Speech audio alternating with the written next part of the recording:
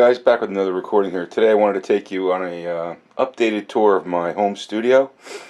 It's changed quite a bit since I did my first tour when I had very little equipment. So here we go. Basically I've got a Dell XPS, I think it's 8100, pretty fast computer with 8 gig of memory and nice 24-inch monitor, which gives me a lot of workspace. So I'm using Studio One, Persona Studio One, as my DAW, and I also have a pair of Rocket 5 KRK Rocket 5 speakers, which are great. A lot of people ask about those, of how the bass is on those, and it's pretty good. I mean, it's they're not the largest that they have, but they're certainly affordable, like $300 for the pair. So they get the job done. And my room's not treated, so I'm sure the bass would be better if it was treated, but like I said, they work pretty well.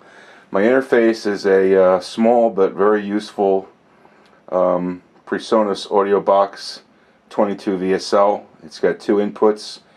The only problem I have with this, it doesn't have a line input, which I'm finding now it's really causing some problems for me, or some challenges for me, for doing direct injection for bass, but I still find a ways around it. So hopefully I'll be upgrading that soon to something that has line-ins. And then I've got a preamp.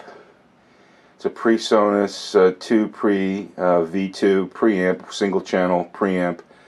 I use that for warming up vocals and sometimes for bass connection, DI if you will.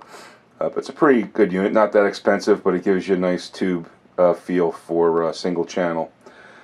So that's this, and as I said, I'm running Studio One Pro 2.5. I just upgraded to 2.5. I'm running that as my DAW. And over here I've got a Akai MPK61 MIDI controller keyboard. It's very versatile. It's got nice drum pads on it. 61 keys, which I find to be plenty. It also has the ability to control your faders, which I don't really use that much, but it's there if I need it.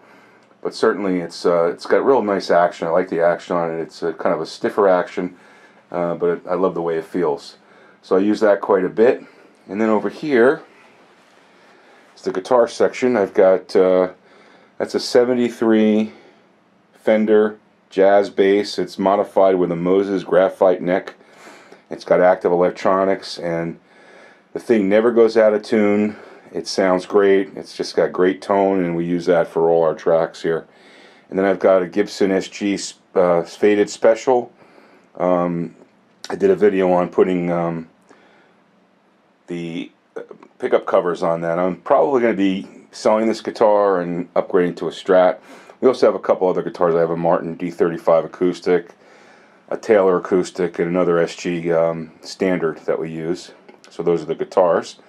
And I use this small 30 amp Marshall. It's an MG30X, I believe it is. And the nice thing about this is it actually has a line out. So I can hook this right up to my interface and get a nice Marshall sound without any room noise, which is kind of cool.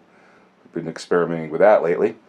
And then over here I've got a Rode NT1A mic with its built-in pop stand, or pop filter I should say, and I've got that on, I got in back of that an Auralex mudguard, which I gotta tell you, I did an opening of this on this device, box opening.